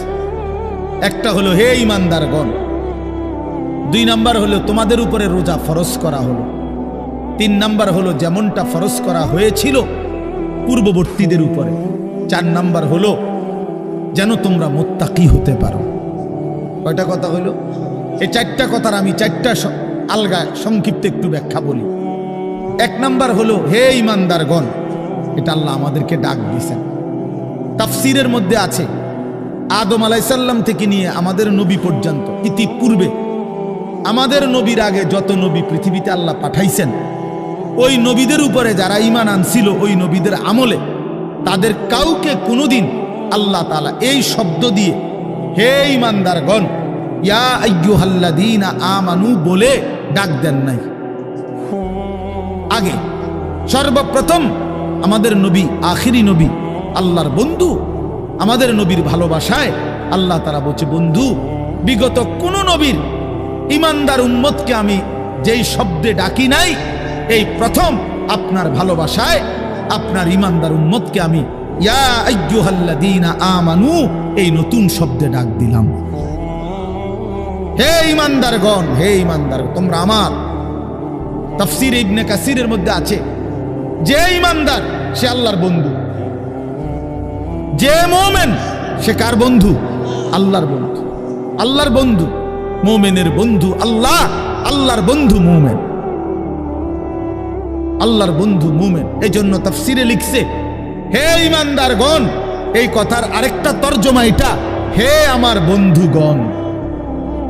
আল্লাহ যেন ডাক দিয়া বলছে, হে আমার বন্ধুগণ, তোমরা আমার বন্ধু, তোমরা আমার। আমি বানাইছি বহু জনেরে, তোমরা বানাইছি আমার জন্য, আমার জন্য। তোমরা আমার, তোমরা আমারে মেনে নিয়েছ, তোমরা আমার কালেমা পড়েছ, তোমরা আমার রাসূলকে মেনে নিয়েছ, অতএব তোমরা আমার। তোমাদের কালেমা লা ইলাহা ইল্লাল্লাহ মুহাম্মাদুর রাসূলুল্লাহ, এটা আমি গ্রহণ করলাম, গ্রহণ করে আমি নিলাম। এই জন্যই আমি তোমাদেরকে ডাক দিই। তুমি বলছো আমি এনে ভর্তি অমুক, ওই যে আমারে মোহাম্মদে বলছে, তার ছোট ভাই হাফেজ মুশাররফ কয় আমার আজকে বললো যে হুজুর ভর্তি করামু আপনার মাদ্রাসায়, তো কি কোন সময় আমু, ফরম নিয়ম কানুন কি? আমি এত কথা তোমার দরকার কি, হাতে ভর্তি হইব সারছে তো আর কি। তার মানে আমি বলতে চাইছি তারে কি বুঝাইলাম, তোমার এত নিয়ম কানুনের দরকার কি, আমি তারে নিলাম, খালাস আমি ভর্তি নিলাম। তাইলে অর্থ হইল আল্লাহ তাআলা বলছেন, বান্দা তোমার কালেমা আমি নিলাম, তোমার ঈমান আমি নিলাম, এজন্য আমি তোমারে মুমিন বলে ডাক দিলাম।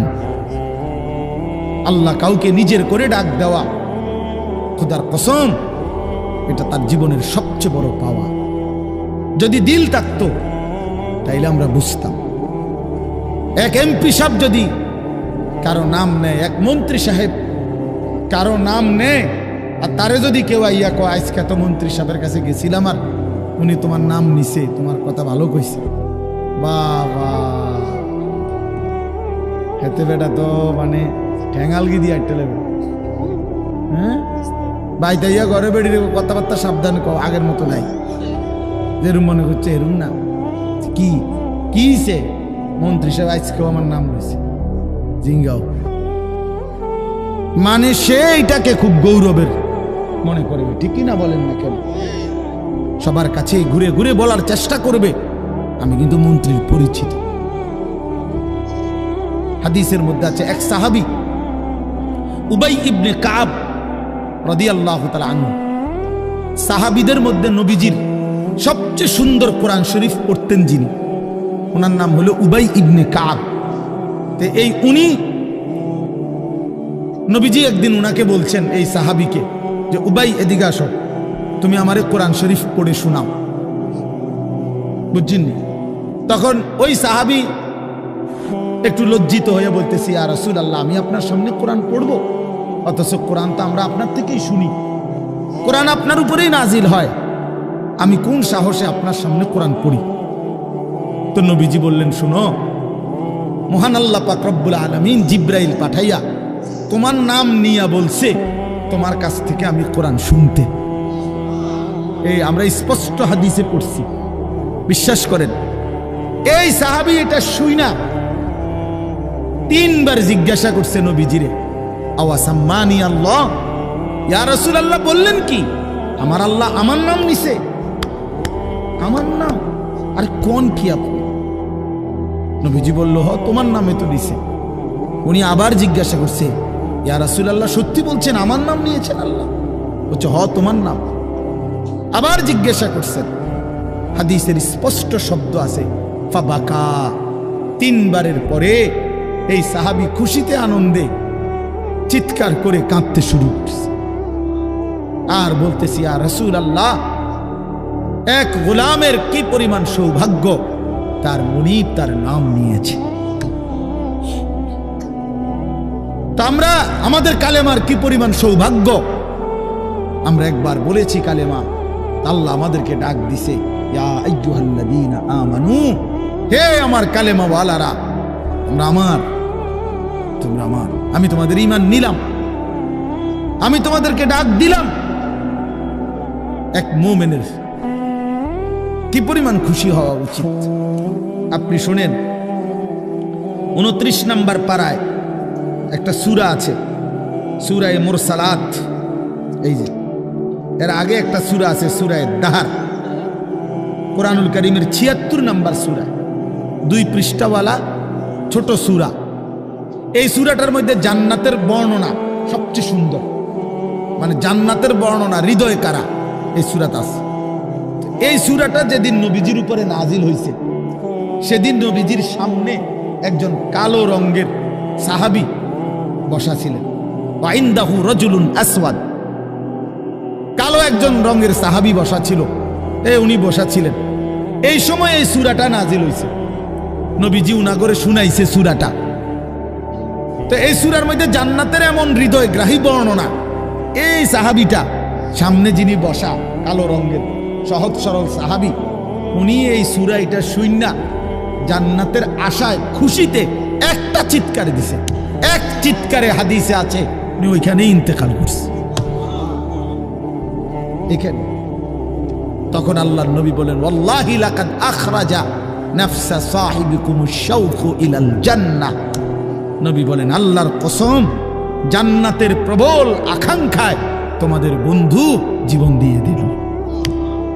निकल जाए दम तेरे कदमों के नीचे, यही दिल की हसरत, यही दिल की आरज़ू है।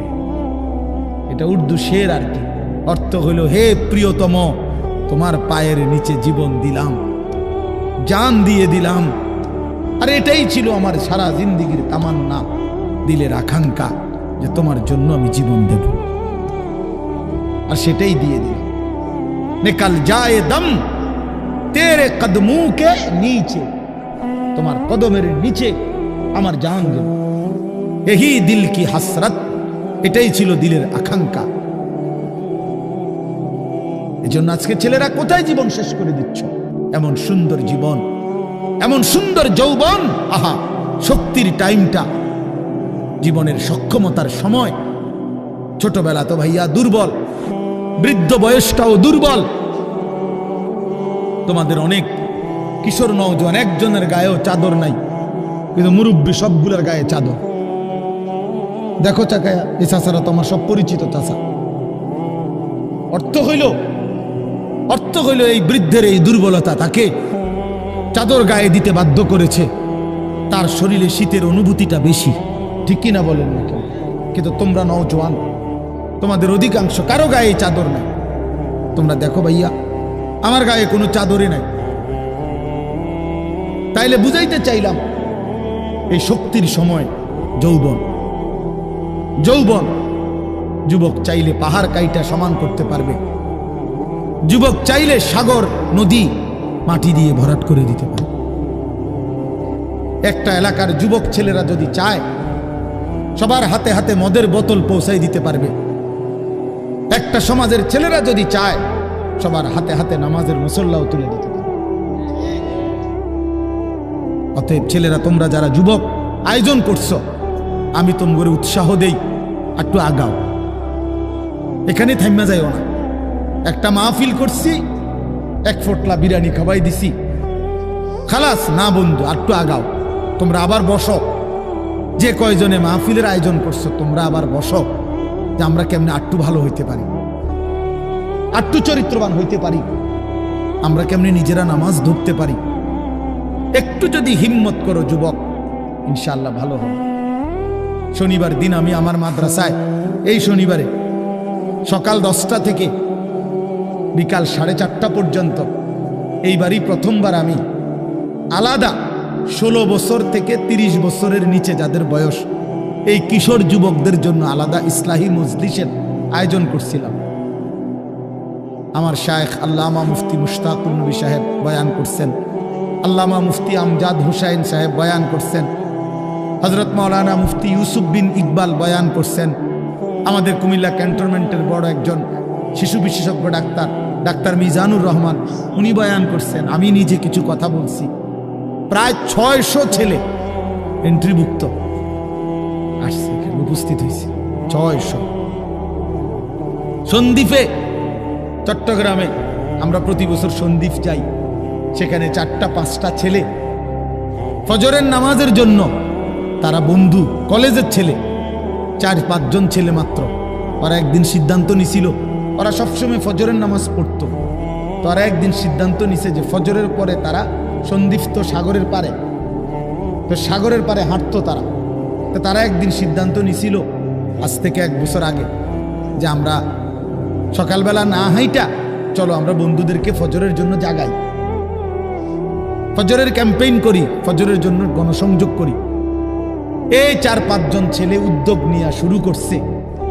ঠিক 1 বছরের মেহনতে এই গত নভেম্বর, 24 সালের নভেম্বরে আমি গেছি মাহফিলে, ওইখানে তারা আমার লিস্টেড।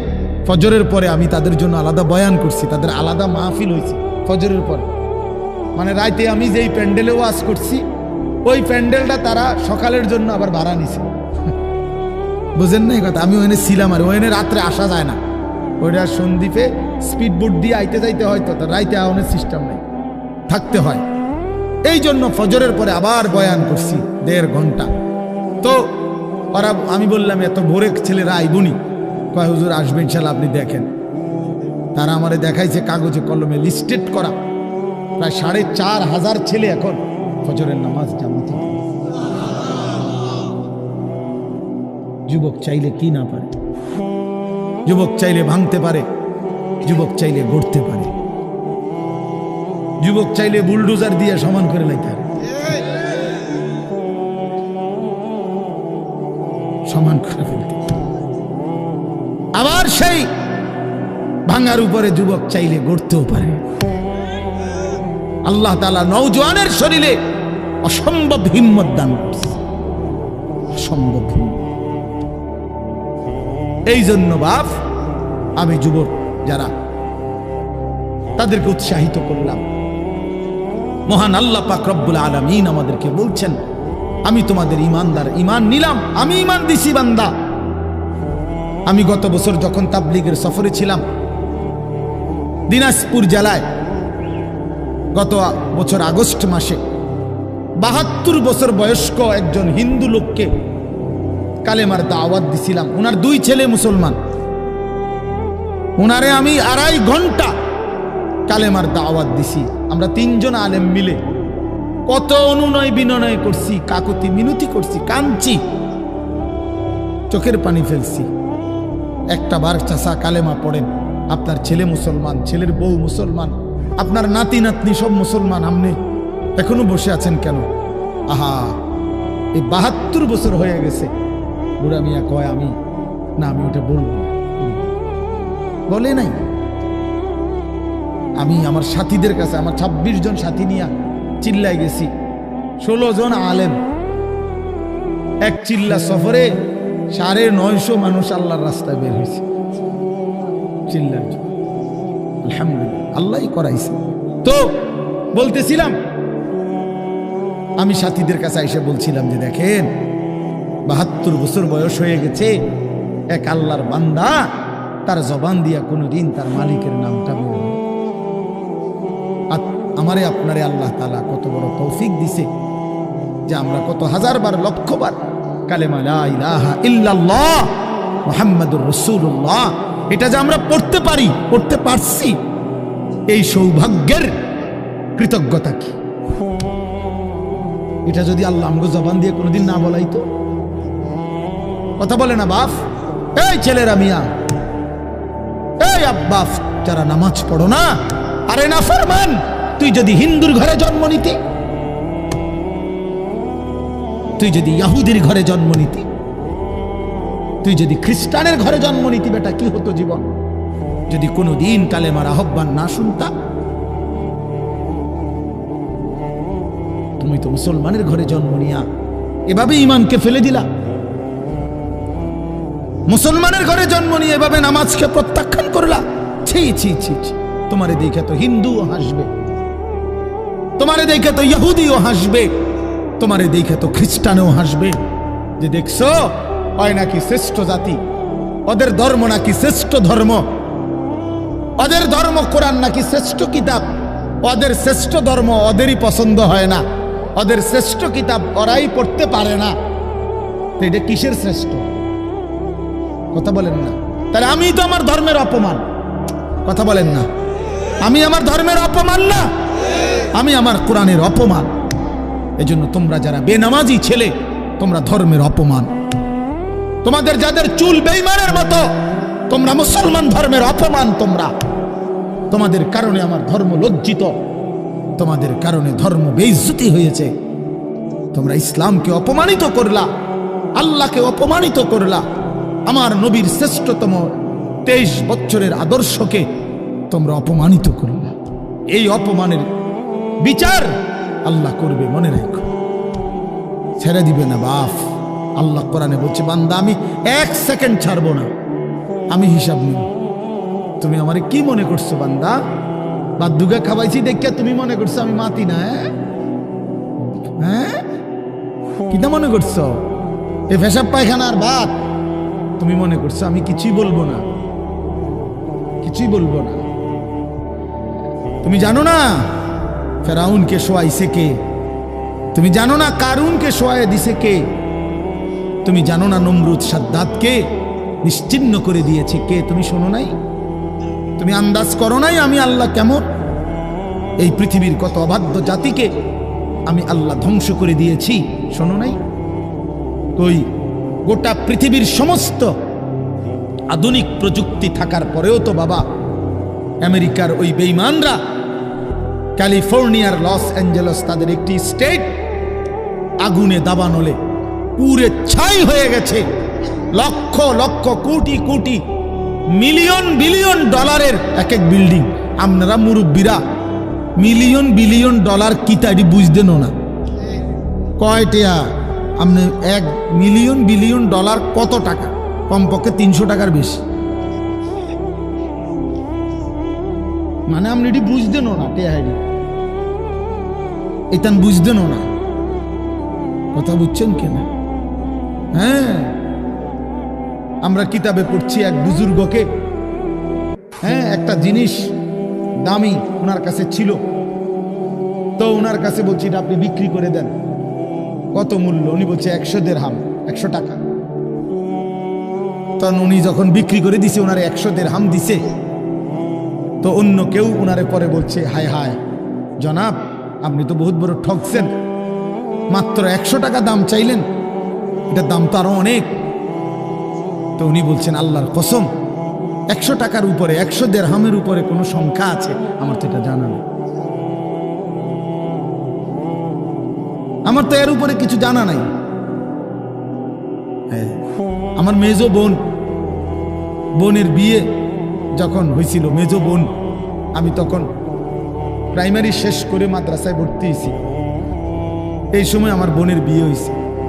তো বোন জামাই যখন ওই আগে ছোটবেলায় বিয়ের দিন বোন জামাই যখন আসছে, তখন শরবত খাওয়াইছি যে গেইটে নাকি, তখন কিছু টাকা দিতে হয় না, যে শরবত খাওয়ায় তারে। তো আমারে 100টা টাকা দিছে উনি প্রথম। তো এগুলা নাকি ওনার কাছে আরো টাকা ছিল, তো এগুলো ওই আরো একটু সাফাসাফি করলে আরো দেয়, আরো কিছু দেয়, না মানলে আরো দেয়, এমনি এমনি নিয়ম ছিল। আমার 100 টাকা দিছে, আর এটা দেখে আমি একটা দৌড়ে আইয়ালাইছি। আমার পুরো মনে আছে, একেবারে কসম, আমার পুরো এখনো মনে হইলো আর এই কথাটা। আমার একেবারে আমার ভাই, চাচাতো ভাইটাই বা অন্যরা এত দমকাইছে, বেউকুফ, 100 টাকা লইয়া দৌড় দিয়ে আইয়ালাইছ। আমি বলছি, আমি তো আসলে এর চাইতে বেশি টাকা জীবনে আর দেখি।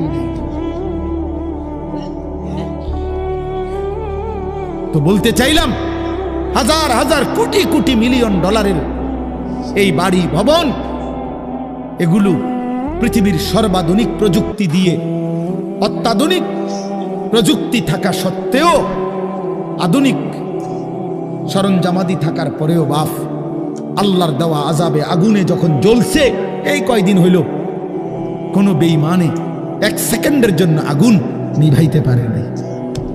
14,000 ফায়ার সার্ভিস কর্মী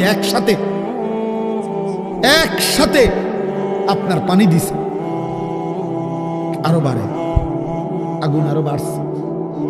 তার মানে বোঝা গেল বাবা, পৃথিবীর কারো শক্তি মূলত কোনো শক্তি না, আল্লাহ শক্তির সামনে, আল্লাহর ফয়সালার সামনে। আল্লাহ যদি ভালো রাখে তাইলেই ভালো থাকা। হ্যাঁ, আপনার টাকা তো আছে 1000 কোটি টাকা, কিন্তু আপনার ফেড অসুখ, আপনি টেহা দিয়ে কিনবেন। আপনার টাকা তো আছে লক্ষ কোটি টাকা, কিন্তু আপনার তো ডায়াবেটিস, আপনি কিনবেন টাকা দিয়ে কি করবেন? আপনি 7 রাজার ধন হইলেও কি লাভ হবে আপনার? এই জন্য আমি অনুরোধ করছি, আমরা মুমিন, আল্লাহ আমাদেরকে বলছে এটাই কথা, তোমাদের উপরে আমি রোজা ফরজ করলাম, তোমরা আমার হুকুম মানো, তোমরা আমারে মানো বান্দা। রোজা মানে বিরত থাকা, সিয়াম মানে বিরত থাকা, তার মানে গুনাহ থেকে বাঁচো, হালাল বস্তু থেকে বাঁচো। আমি তোমাদেরকে হারাম তো হারামই, হারাম থেকে আবার ফিরাবো কেন? হারাম থেকে তো ফিরতে সারা বছরের জন্যই বলে দিছি। তো আমি রমজান মাসে তোমাদের 3টি হালাল খাবার হালাল ছিল, পানি হালাল ছিল, হালাল স্ত্রী হালাল ছিল। আমি রমজানের 30টা দিন, একটা মাসে তোমাদের জন্য খাদ্য, পানি, স্ত্রী, এই 3টা জিনিস হালাল বস্তু আমি হারাম করে দিলাম। যেন আমি বুঝাইতে চাইলাম যে দেখো, আমি আল্লাহ যেখানে হালালটাও হারাম করে দিলাম, সেখানে হারামটার প্রতি আমি আল্লাহর কি পরিমাণ ঘৃণা। যেখানে হালালটাই ছেড়ে দিতে বললাম, সেখানে হারামটা ধরে রাখার কোন সুযোগ আছে? অতএব মিথ্যা, চুরি, ডাকাতি, জিনা, ব্যভিচার, মদ, জুয়া, নাচ গান, সুদ, ঘুষ, মা বোনদের বেপর্দা জিন্দেগি ছেড়ে দেন, ছেড়ে দেন। একজন বুঝলে একজনে, কোনো অসুবিধা নাই, আমার কোনো আফসুস নাই। আমি সব সময় ফেরিওয়ালার মতো আমি বুঝি, একজনই শুনুক, একজনই যদি ভাবে আলহামদুলিল্লাহ। সংখ্যা দিয়ে আমি কি করব? বুঝেন না? 10 কোটি মানুষ আমারে মনে করেন আলগি দিছে, তো কি এটা আমার কবর রাজাব মা। বাংলাদেশের একেবারে মনে করেন 50 লাখ লোক আমার চিনে, তো কি এতে আমার কবর রাজাব মা। তো আর কি, পরিচিতি, অপরিচিতি, জনপ্রিয়তা, এগুলো কোনো বিষয় না, এগুলো কোনো মুখ্য বিষয় নয়। বিষয় হলো আল্লাহর কাছে গ্রহণ হওয়া, আখিরাতের মুক্তি পাওয়া, জাহান্নাম থেকে মুক্তি পাওয়া। অতএব আজকে এতটুকুই মূল কথা। আমরা প্রত্যেকেই এটা ভাবি আমরা মুমিন। প্রিয় ভাই বলেন, আমরা এখানে যারা এখন বসছি রাত 12টা বাজে, আমার কথা শেষ, নীরবে একটা মিনিট ইনসাফের সাথে ছেলেরা বাবা বলো তুমি মুসলমান কিনা। না ছেলেরা আলাদা বলো বাবা কও তোমরা মুসলমান কিনা। প্রিয় বাপ বলো তুমি মুসলমান কিনা, তুমি মুসলমানের সন্তান কিনা। তাইলে তুমি সিদ্ধান্ত দাও আজকে। বয়স্ক যারা আছেন তারা আপনারা বসা থাকেন, কিন্তু তোমরা যারা 30 বছরের নিচে ছেলে, তোমাদের বয়স, বুঝে শুনে ধোঁকা দিও না, আল্লাহর সাথে ধোঁকা করো না, আল্লাহর সাথে মস্কারি করো না। হাদিসের মধ্যে আছে এক লোক নবীজির সামনে বাম হাত দিয়ে খাইতেছিল, মুসলিম শরীফের হাদিস। নবীজি তারে বলছে ডান হাতে খাও, তখন সে বলছে আমি ডান হাতে খাইতে পারি না। নবীজি বলছে তাইলে আর পারবাও না। কসম আল্লাহর, ওই হাদিস আছে। সাহাবী বলে ওই লোক আর কোনোদিন ডান হাত মুখের কাছে আনতে পারে নাই, কারণ সে তো মূলত মিথ্যা বলছিল, অহংকার করে বলছিল। এই জন্য আমি অনুরোধ করছি, তোমরা যারা 30 বছরের নিচে আছো ছেলে বাবা, তোমরা দিল থেকে বুঝে শুনে তোমরা নিয়ত করে দাঁড়াও, যে এই কথার নিয়তে দাঁড়াও যার ভাল লাগে যে আমি ইনশাল্লাহ চেষ্টা করুম ফজর সহ 5 ওয়াক্ত নামাজ পড়তে। তুমি সিদ্ধান্ত নিয়ে বলো যে আমি চেষ্টা করব, আমি নারী ছবি, অশ্লীল দৃশ্য থেকে, মোবাইলের অশ্লীল ছবি থেকে নিজেকে বাঁচাইবার নিয়ত করলাম, সিদ্ধান্ত করলাম। আল্লাহ তৌফিক দিলেই তো পারবা, ঠিক কিনা বলেন না কেন? অতএব নিয়ত করে হিম্মতের সাথে যে আসলেই হুজুর আমি দিল থেকে বললাম, এই নিয়ত করে দাঁড়াও। যার ভাল লাগে দাঁড়াও, কোনো বাধাবাধকতা নাই, যার মন চায় দাঁড়াও, আমার কোনো জোরাজুরি নাই। বাকি তুমি দিল থেকে বলো, মন থেকে মনে নিয়ত করো, তোমার দিলে তুমি। কারণ তোমার কবর তোমার, আমার কবর আমার। তোমার ঘরে তুমি ফিরবা, আমার ঘরে আমি ফিরব। সবাই রাজি তো ইনশাআল্লাহ? আল্লাহ তাআলা তৌফিক দান করেন। বসো বাপ, আল্লাহ কবুল করে নেন। মনে করো ঠকবা না, মনে রাখো নামাজ পড়ে কেউ ঠকে না, না পড়ে ঠকে। গুনাহ ছেড়ে দিয়ে ঠকবা না, বরং গুনাহ ছেড়ে দিলে দামি হইবা ইনশাআল্লাহ। দামি হইও, নিজে দামি হবা, মনে রাখো দামি। একটা জিনিস শেষ মনে রাখো ছেলেরা, যে কোনো মূল্যে আমরা আলহামদুলিল্লাহ গোটা পৃথিবী নিয়ে আমাদেরও পড়ালেখা করা আছে। সারা পৃথিবীর হালাত আমরাও বুঝি কম বেশ। আমরা জেনারেল লাইনেও পড়ালেখা করছি, কুমিল্লা ভিক্টোরিয়া কলেজ থেকে মাস্টার্স পাস করছি, সরকারি আলিয়া মাদ্রাসা থেকে কামেল পাস করছি, কওমি মাদ্রাসা থেকে দাওরায়ে হাদিস পাস করছি। তাহলে মাটির তলে থাকি না, পৃথিবীর নিয়ে আমরাও গবেষণা ভাবি। কাজে সারা পৃথিবীর যেই পরিস্থিতি বর্তমান এবং আমাদের কোরআন সুন্নাহর যেই ভাষ্য, এই সবগুলো বিশ্বাস করো, একত্রে মিলাইলে এ কথা আমাদের কাছে একেবারে স্পষ্ট।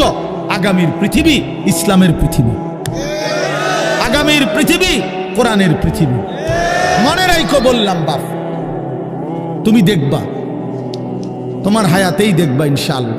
এখন যাদের বয়স এই 20, 25, 26, 28, যাদের বয়স 12, 15, তোমরা ইনশাআল্লাহ আগামীর ইসলাম দেখবা, কালেমার বিজয় দেখবা।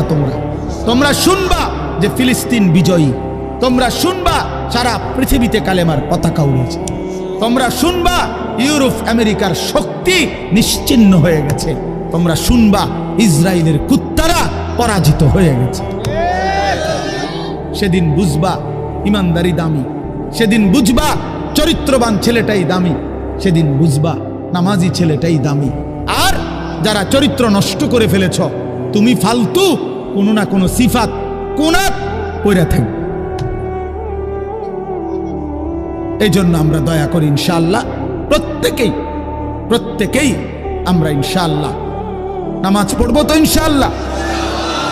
ভালো হও, চরিত্রবান হও, নিজের জীবন গঠন করো, আল্লাহ তৌফিক দান করেন। আলহামদুলিল্লাহি রাব্বিল আলামিন। আল্লাহুম্মা আনতাস সালাম ওয়া মিনকাস সালাম, তাবারাকতা ইয়া দাল জালালি ওয়াল ইকরাম। ইয়া রাব্বি লাকাল হামদু কামা ইয়ানবাগি লিজালালি ওয়াজহিক ওয়া আযীমি সুলতানিক। ওয়া সাল্লি আলা মুহাম্মাদিন কামা হুয়া আহলুক وافعل بنا خيرا كما أنت شانك يا أرحم الراحمين يا أرحم الراحمين يا أرحم الراحمين ربنا ظلمنا أنفسنا وإن لم تغفر لنا وترحمنا لنكونن من الخاسرين ربنا آتنا في الدنيا حسنة وفي الآخرة حسنة وقنا عذاب النار ربنا لا تزغ قلوبنا بعد إذ هديتنا وهب لنا من لدنك رحمة إنك أنت الوهاب ربنا وآتنا ما وعدتنا على رسلك ولا تخزنا يوم القيامة إنك لا تخلف الميعاد ربنا اصرف عنا عذاب جهنم إن عذابها كان غراما إنها ساءت مستقرا ومقاما رب ارحمهما كما ربياني صغيرا رب ارحمهما كما ربياني صغيرا ربنا هب لنا من أزواجنا وذرياتنا قرة أعين واجعلنا للمتقين إماما مولاي كريم رب كريم মেহেরবান মাওলা রাত গভীরে আমরা গুনাহগার গোলাম আপনার শাহী দরবারে হাত উঠাইলাম অনেক বেশি গুনাহ মাওলা পেছনের জিন্দেগি নাফরমানিতে ভরা মাওলা অন্ধকারেই জীবন নাফরমানিতে ভরে গেছে মাওলা আল্লাহ চোখ বন্ধ করলেই ভয় হয় ঘুম যেতেই ভয় হয় যদি ঘুম আর না ভাঙ্গে চোখ যদি আর না মেলে এত গুনাহ নিয়ে কবরে যাব কেমনে মাওলা হাসরের ময়দানে দাঁড়াবো কেমনে মাওলা নবীজির সুপারিশ চাইবো কেমনে মাওলা হাউজে কাউসারের পানি তো মিলবে না মাওলা আপনি মাফ করে দেন মাফ করে দেন আজই মাফ করে দেন এখনই মাফ করে দেন হায়াতে থাকতেই মাফ করে দেন কবরে যাবার আগেই মাফ করে দেন আপনি রহমান আপনি রহিম আপনি গফফার আপনি গফুর আপনি মাফ করে দেন আযাব দিলে আপনার কোনো লাভ নাই মাফ করে দিলে আপনার কোনো ক্ষতি নাই মাফ করিলে আপনার কমবে না মাফ না পেলে আমাদের উপায় থাকবে না আল্লাহ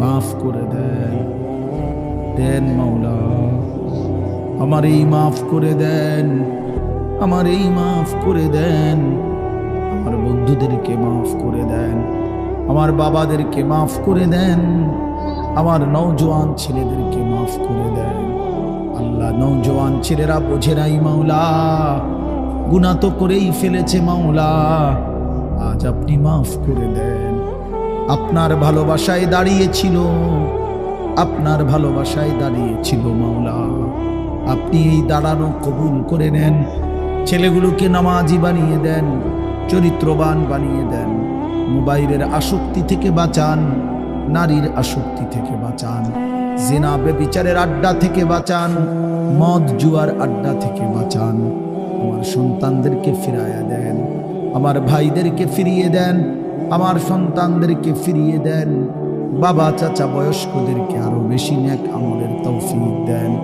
মা বোনদেরকে পর্দা পুশিদা দান করেন সমস্ত কবরবাসীদেরকে মাফ করে দেন কিয়ামত পর্যন্ত কবরের আযাব মাফ করে দেন অসুস্থ বিমারি যারা শিফা করে দেন প্রত্যেকের কামাই রুজিতে হালাল বরকত দান করেন বিদেশের জমিনে প্রবাসে যারা সহি সালামতে নিরাপদে রাখেন মাওলা যে যেই মাকসাদে দোয়া চেয়েছে সকলের নেক মাকসাদ পূরণ করে দেন আল্লাহ ছেলেদের আয়োজন মসজিদ কমিটির আয়োজন মহল্লাবাসীর আয়োজন এই মাহফিলখানা কবুল করে নেন মাহফিলের প্রতিটা দান সাদাকা বুদ্ধি, সহযোগিতা, পরামর্শ সব কিছুর উত্তম বিনিময় দান করেন।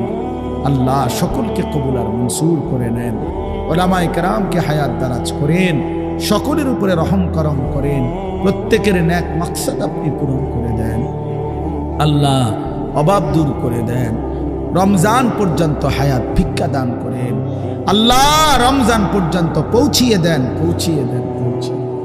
আর অল্প কয়েকটা দিন মাওলা, বঞ্চিত কইরেন না, মাহরুম কইরেন না, এতটা কাছে এনে কবরে নিয়েন না মাওলা। আল্লাহুম্মা বারিক লানা ফি রাজাব ওয়া শাবান ওয়া বাল্লিগনা রমাদান ওয়া বাল্লিগনা রমাদান ওয়া বাল্লিগনা রমাদান। আল্লাহ রমজান পর্যন্ত পৌঁছাইয়াই দেন, হায়াত ভিক্ষাই দেন। আল্লাহ রমজানের চাঁদ দেখাইয়েন মাওলা, রহমত মাগফিরাত নাজাত নসিব করিয়েন। আল্লাহ সারা দেশ কবুল করে নেন, সারা পৃথিবীর মজলুম মুসলমানকে বিজয় দান করেন। আল্লাহ ফিলিস্তিনের বিজয় দান করেন, ইসরায়েলের ইহুদি বেঈমানদেরকে ধ্বংস করে দেন। রব্বির হামহুমা কামা রব্বায়ানি সগীরা। সুবহানা রাব্বিকা রাব্বিল ইজ্জাতি আম্মা ইয়াসিফুন ওয়া সালামুন আলাল মুরসালিন। আলহামদুলিল্লাহি রাব্বিল